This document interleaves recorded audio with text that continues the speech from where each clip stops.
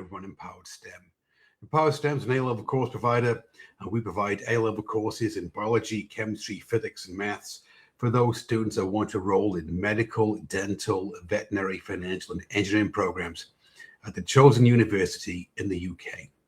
So I wanted to come in this live stream today, and I want to talk to you about how you can help your teen track their progress without obsessing over grades.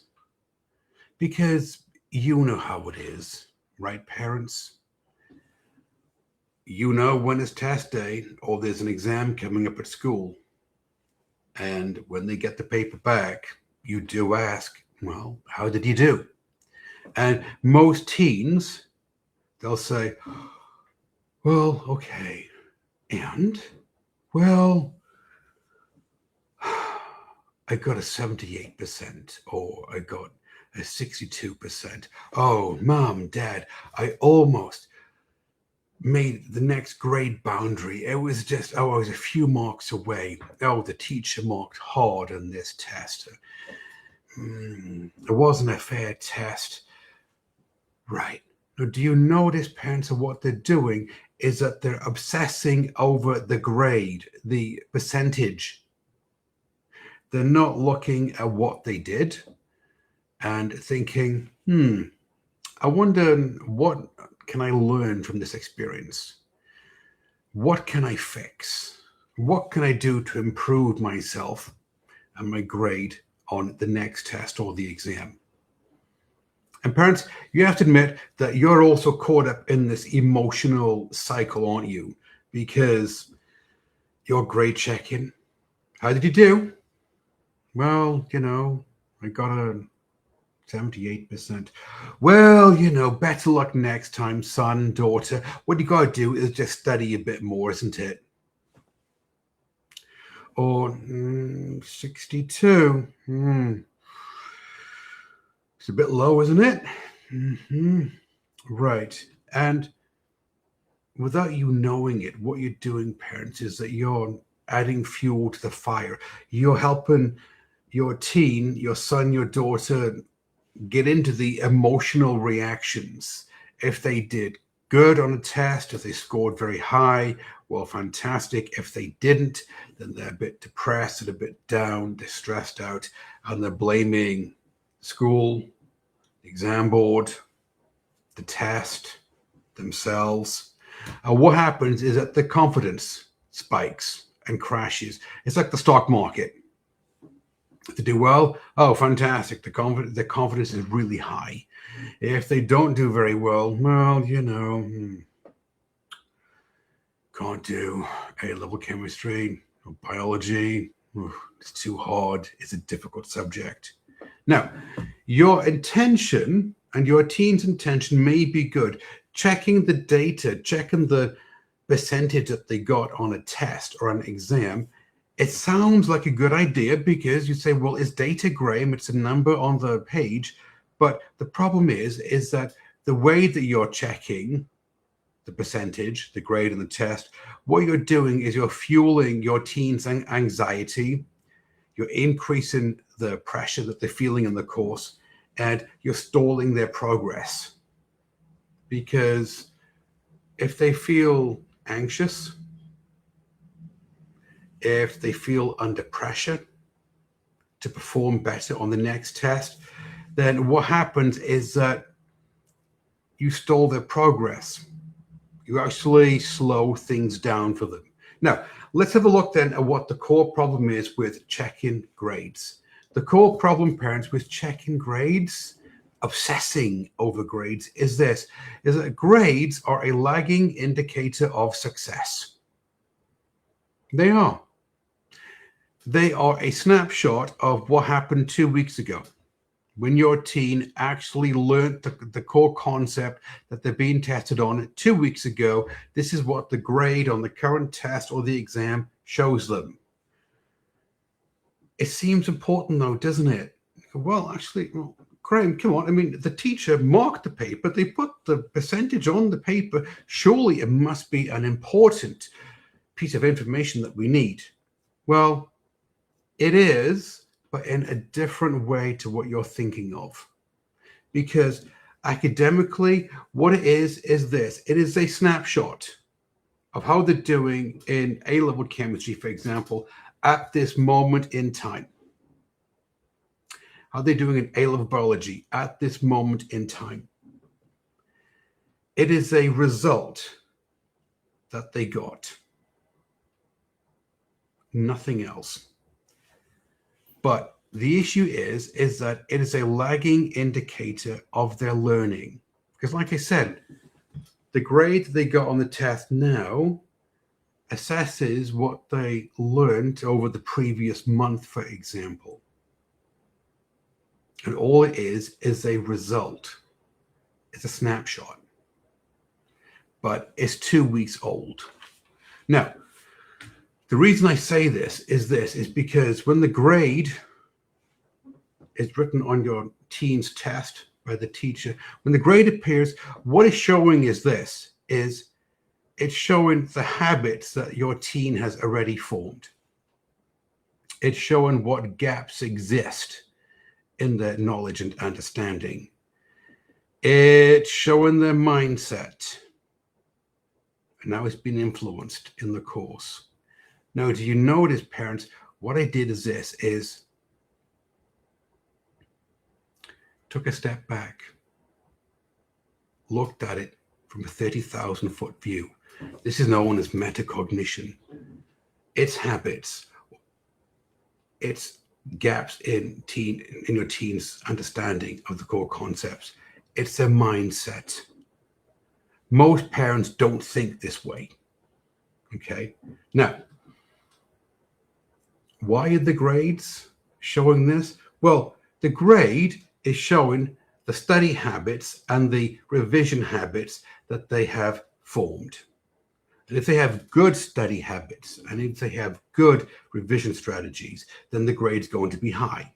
If it's lower, maybe this is something that they need to look into. It shows what gaps they have in the conceptual understanding of the core content in the course. If they understood everything, parents, all the core concepts that the teacher taught them, that the teacher told them would be on the exam or the test, then the grade would be high.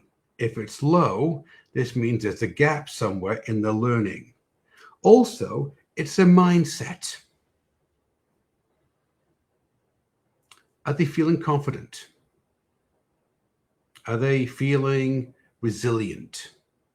Do they feel that they have the tools and the tips and the strategies that they need in order to be successful? Or are they going in there thinking, I can't do this. This is too difficult. So parents, if you're obsessing over grades, what you're doing is this, is that you're controlling the situation with your teen, but unfortunately, it is without clarity. It's without meaning, because you've joined those parents that obsess over grades, the number. Okay.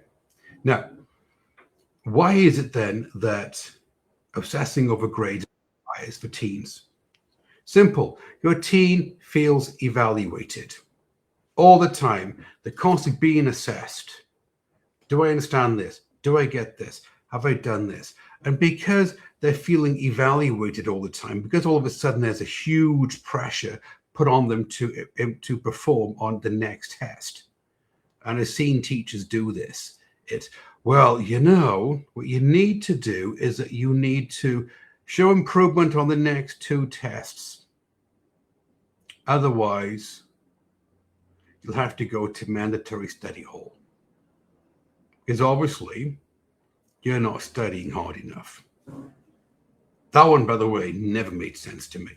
But because they're being evaluated all the time, they see effort, putting in more effort as being risky. Should I, for example, put time, effort, and attention into studying A-level chemistry? Or should I put it into A-level biology because I'm doing better in A-level biology or A-level maths? They become afraid to make mistakes. Well, I'm going to do the homework. I'll do some past paper questions under time conditions. But you know what I'm going to do is I'll have the mark scheme open. And before I write it down on the page, I'll just look at the mark scheme and yeah, that's what I would have written down if I was going to do it. It's a crutch, parents. And their confidence becomes fragile because they start thinking, gotta do good on the next test. I really have to do good on the next test. Don't know if I can do it. What happens if I don't do it? And everything now starts riding on the next test. Okay. What this leads to is this. What this leads to is avoidance, surface level revision, fear-based studying, and comparison. So let's talk about avoidance first. They avoid studying. Well, I'm not really good at A-level chemistry, and so, well, I know I should be revising, but you know what I need to do is I need to copy my notes over, make sure they're nice and neat and organized. I've got to reread the section in the textbook. Yes, I've got to do that. Oh, I've got to work on this homework. Oh, I've got to do this project here. I'll get around to doing the A level that I'm not very good at, for example, say chemistry. Okay? Or they do surface level revision. Well, I'm just going to pre-read and I'll reread the next two sections, the next couple of chapters in the chemistry book. Yeah, I've done that. Oh, look, I'm going to I'll look up a YouTube video. I'll watch that as well. They're very good at explaining this. And there's this guide I got from the science technician. I'll look into this one as well. Passive learning, parents. Passive learning. You know, it's not going to get you the grade, is it? Or they do fear-based studying. Well, the test is tomorrow. Okay, so what I've got to do is this one. I'm going to be up all night studying. I've got the energy drink, the coffee, the snacks, and I'll be up all night studying. Okay, so what I'm going to do is I'm just going to have this like marathon study session, be up all night. I can get maybe like an hour of sleep, and then I'll go in and I'll take the test. I can always sleep when I get in.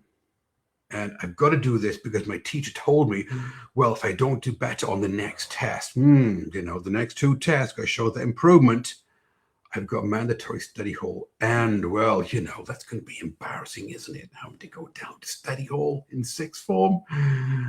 Right.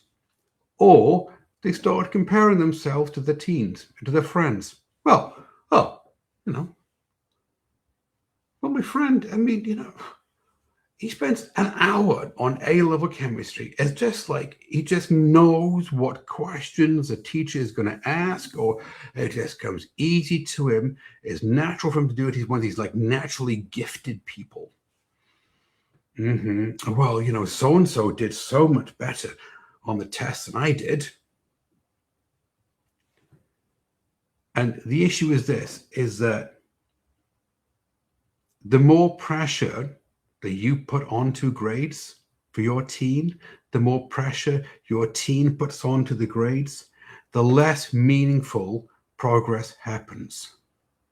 Okay, the more pressure that you put on to your teen, the less meaningful progress happens, because they start to spiral into what we call panic mode. It's like the fight or flight syndrome, isn't it? Not the best idea. So the question is then, if this is why grade obsession backfires, the question is this: what does real progress look like? Let's flip the coin. What does real progress look like? Well, real progress looks like this: improved thinking.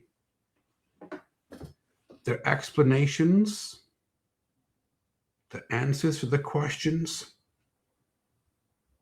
are more simpler, more clearer, easier for the examiner to understand. They're not writing down absolutely everything they can possibly think of, scribble on the first page, arrow, back page, keep writing everything down, hoping that something must be right. It's got to be worth something, surely.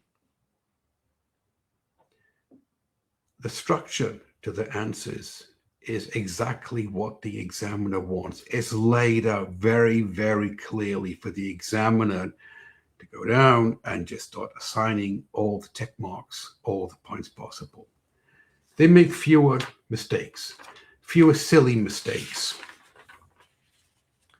Another one is they recover faster from errors. Now, parents, your teen has to understand that the process of learning something, in the process of learning something, you will make a mistake. You will get something wrong. Otherwise, you're not learning something, you're reviewing it because you already knew what it was. And so it's totally natural to make mistakes, totally natural to make errors, but it's how quickly do you recover from them?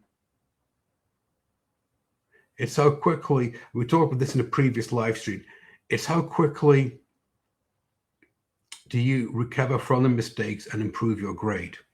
Because what they do is this, is yes, they make a mistake, totally natural, but the mistakes, they're analyzed, they're not avoided. Okay? You may notice that your teen tells you, well, you know, mom, dad, I went back to the teacher and I said, well, you know, you see this bit here. Do you think I could get an extra point for this bit? Because it was kind of close to what you wanted. I mean, if you look at it this way, I mean, it makes a bit more sense, doesn't it? Right.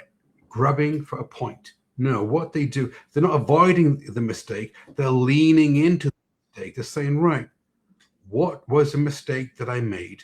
Let me analyze the error that I made. Let me put a framework in place to make sure I don't make the same error again.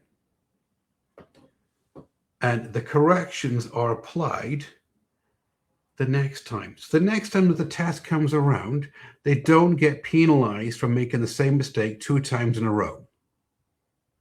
Because they made the mistake once, they've onboarded it, got the growth mindset, go fantastic. Let me analyze what I did wrong. This is the framework. This is the scaffolding. This is exactly what the examiner wants. Let me do a couple of questions to make sure I really lock this in.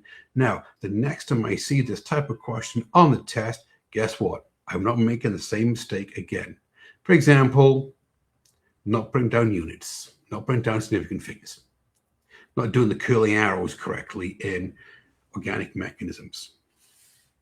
They have stronger exam technique. All of a sudden, when they're reading the exam question, they really start picking up on the key command words. For example, the difference between describe and explain.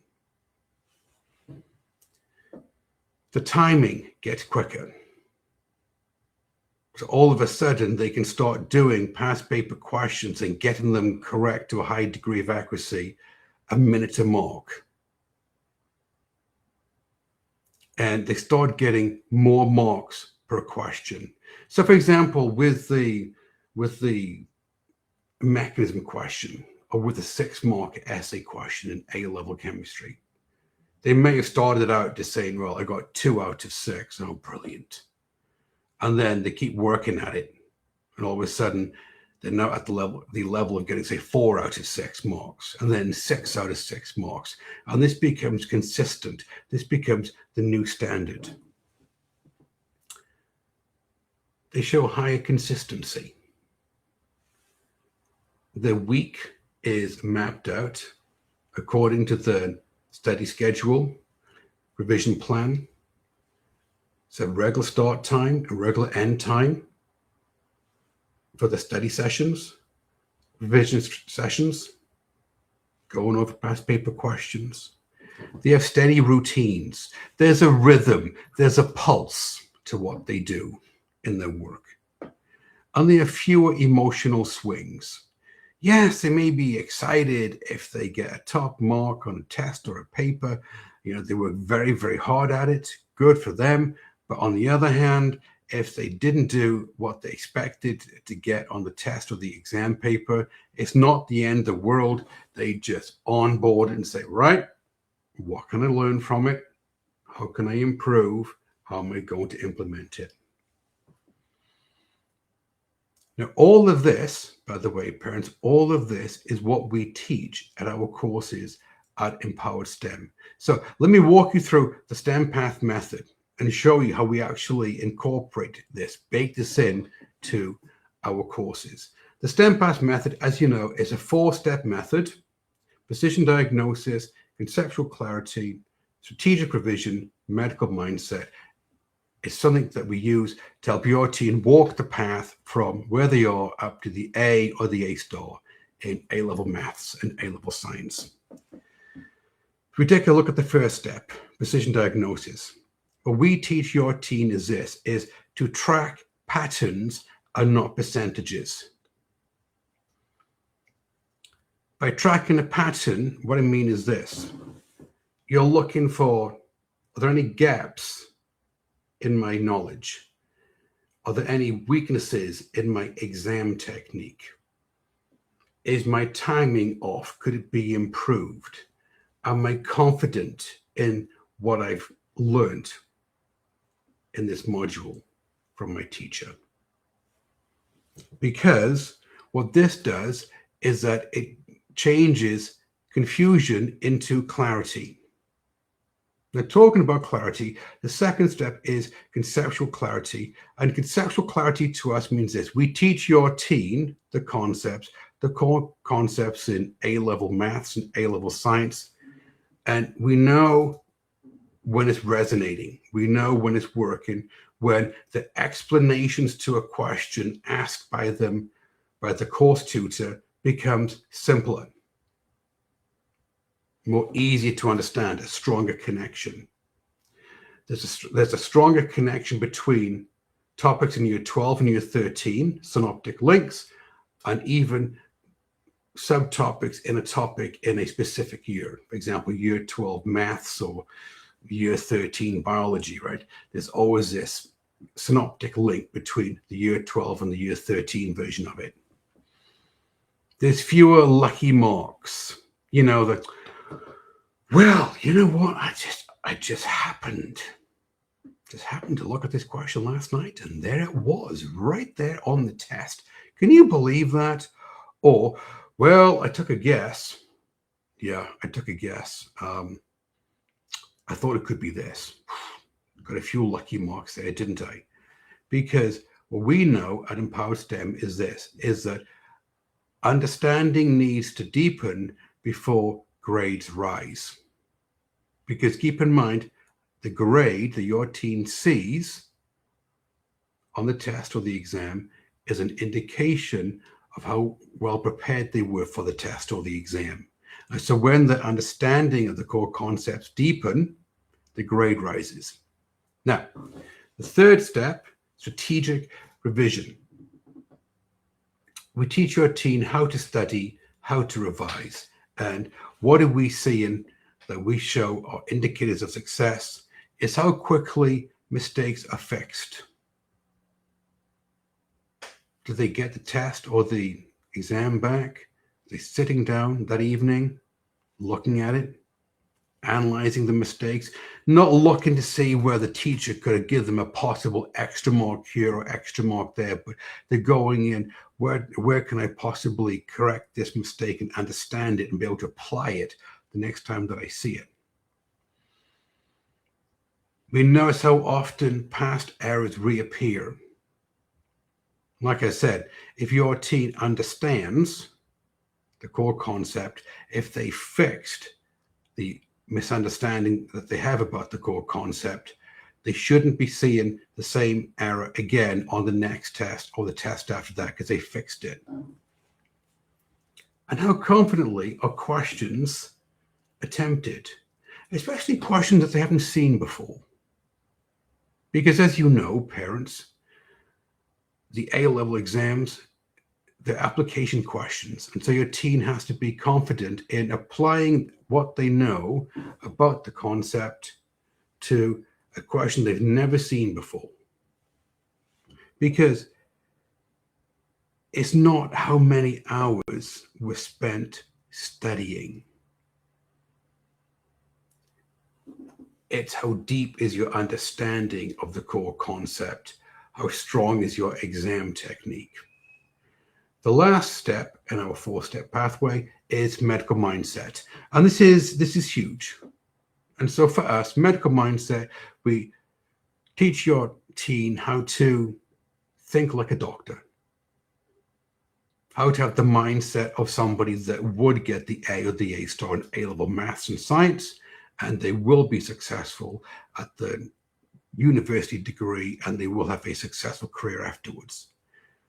And an indication of this is emotionally neutral tracking. They understand that feedback is data. It's just a number on the page. It's an indication of habits. It's an indication of how well prepared they were. Exam technique is just a number on a page. And most importantly, parents, is this one, is that they understand that the grade is just information. You got a 62, you got a 78. It's just information. It's nothing at all to do with their identity. And this is the big one, because teens, they do sometimes, they onboard the test grade, and they take it personally. Like, oh, well, if they got a poor test grade, they think it's them, it's their fault. They're not bright enough to do A-level maths or A-level science. Why can't they do it?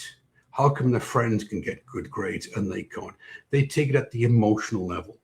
And with us, with the medical mindset with us, it's more a case of, no, there is no emotion involved. It's just a grade, feedback.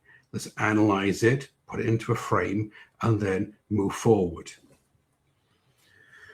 Because when your teen has this kind of mindset, what it is this, is that it stabilizes their confidence and it stabilizes their effort. They get a rhythm going. They get a pulse going. So parents, now you understand the two sides of the coin. On the one side, you can obsess over the grades with your teen, not exactly productive, a good use of your time or their time, doesn't get you the result that you want. Or the other side of the coin is that you can help your teen make real progress. Okay, so what exactly can you do to help your teen? Well, you know when they come home from school with that test result, all right, and you know that they got the test result, maybe their faces are like, oh, seriously, whatever. It's this. Have an open conversation with them. But don't ask them, so how did you do? What was the grade? Oh, I see. Well, better luck next time. Should have studied more. No. Ask them, okay, what do you think improved on this test as compared to the previous test? Because you've been putting some time into it. What do you think's improved? You see, it's an open-ended question. And it isn't one that addresses their beliefs. It's one that addresses their behaviors. And they can go, well, this time I made sure that I didn't make any silly mistakes when it comes to not putting down the units, not putting down significant figures. I made sure that my curly arrows and the organic mechanisms were exactly what they should have been. Right. I did 3 past papers in the week prior to it, so I really understood the concept. What do they do that they can say, this is what I improved on? The second one is track the improvement with them. Track the metric. And so if they say, well, this week, Mum, Dad, what I'm going to do is I'm going to do 3 past papers for A-level chemistry and 3 past papers for A-level biology. Right. I'm going to do them under time conditions. And when I run out of time on the paper, I'm going to swap the pen color from blue to red so I can just keep on going. And I know this was extra time that I put in just to complete the paper. Something that they can track and you can help them track and see the improvement during the week. Did they put the time in? Did they do the 3 papers? Did they do the one where you change the pen colors? Something which they can track. Help them separate emotion from evaluation. There is no emotion in grades, parents. It's just a feedback loop. And this is probably one of the biggest things that you can do to help your teen out. Help them understand it's nothing personal. It's not at the identity level. It's just, this is a snapshot of where you are right now in the course. And this is based on data which is at least 2 weeks old. Praise the amount of effort that they put in, not the result. If your teen has been diligently spending 2 hours an evening on A-level chemistry and then 2 hours on A-level biology, and they've got everything mapped out during the week, they've got the study schedule pinned to the kitchen, the fridge in the kitchen, well then praise the effort that they're putting in, the effort, not the result. Because the result is data which is 2 weeks old. If you praise the result, what you're doing is that you slip back into your old method, and what you've done is this. You're now obsessing over grades again. You're taking a step backwards, parents. And zoom out. This is a big one. Zoom out. Right, son, daughter, I know you put all the time, effort, and attention into this paper. You put all the effort in. We tracked that. We looked at the one thing you were improving on, and you didn't quite get the grade that you wanted. It's only one test. How many tests, how many exams, how many lab reports are you going to write in your entire life? Not only in A-level science, or maybe, calculations in A-level maths. When you get to university, you're going to have even more tests and papers and exams. And then at your job, same exact thing. And so, in other words, it's not the end of the world. Because teens, they do sometimes catastrophize. It's not the end of the world. If you get one bad test grade, take a breath, recalibrate, move on, keep walking the path up to the A or the A star. Now, is there a story behind this one, parents? Well, of course there is. Look, at Empower STEM, this is what we do. We help teens just like yours. And we help teens just like yours secure the A or the A star in year 12, year 13, in chemistry, biology, physics, and maths. This is exactly what we do. Is there a story? Yes. Let me tell you about Sophia. Well, Sophia came to us in year 13. She'd been predicted an A star on the UCAS prediction test.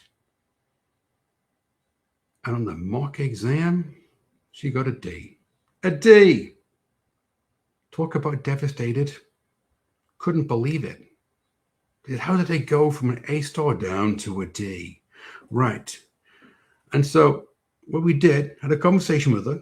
She enrolled in our A-level chemistry course. And we had a conversation with her about mindset. And we got to understand this, is that D that you got on the mock exam, it's a snapshot of where you are in the course right now.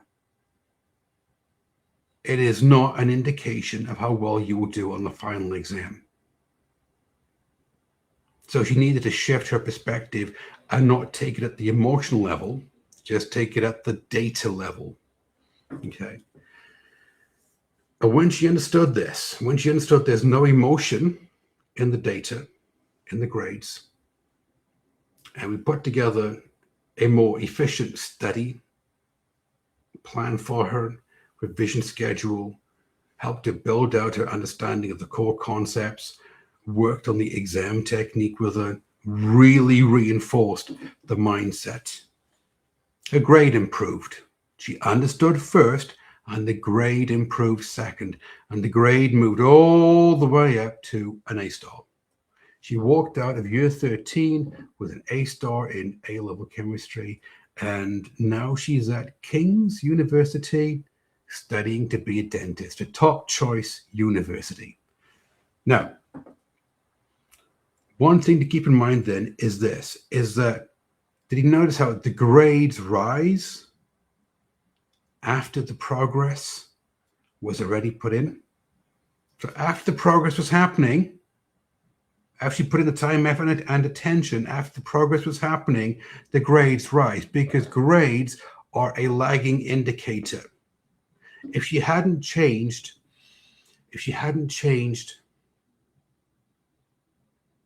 her study skills, revision strategies,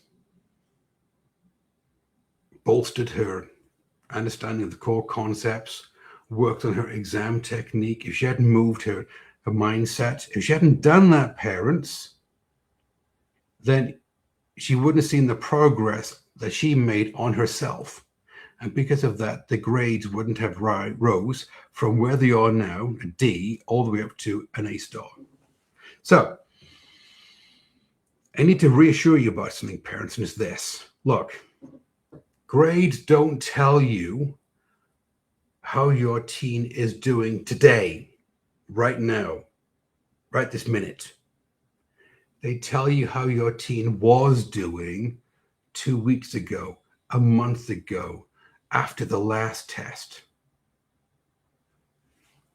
So what you need to do is you need to help your teen track progress, as in, like I mentioned, core concepts, exam technique, mindset, habits, and not the percentage grade.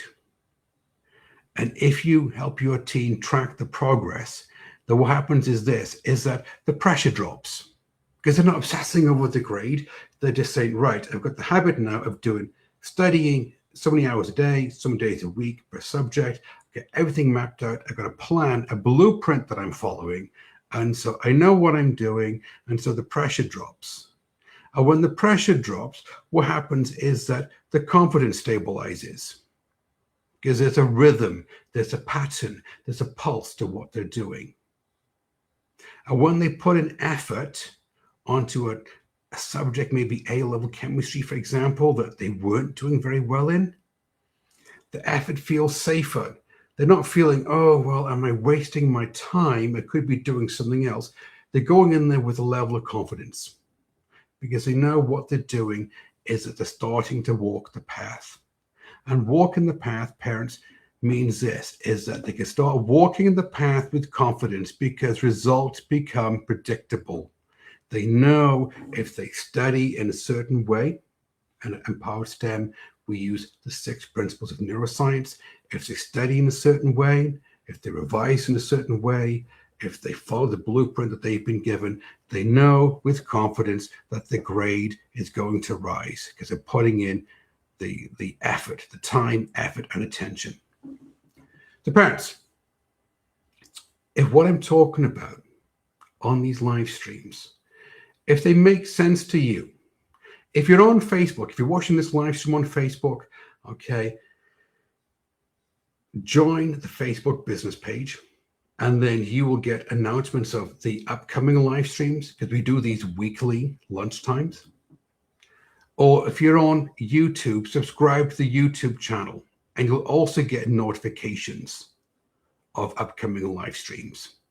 And you'll be able to see all the other live streams that we've done because we do these live streams where we come out and we show parents the tips, techniques, and strategies that you need in order to help your teen be successful in A-level maths and A-level science.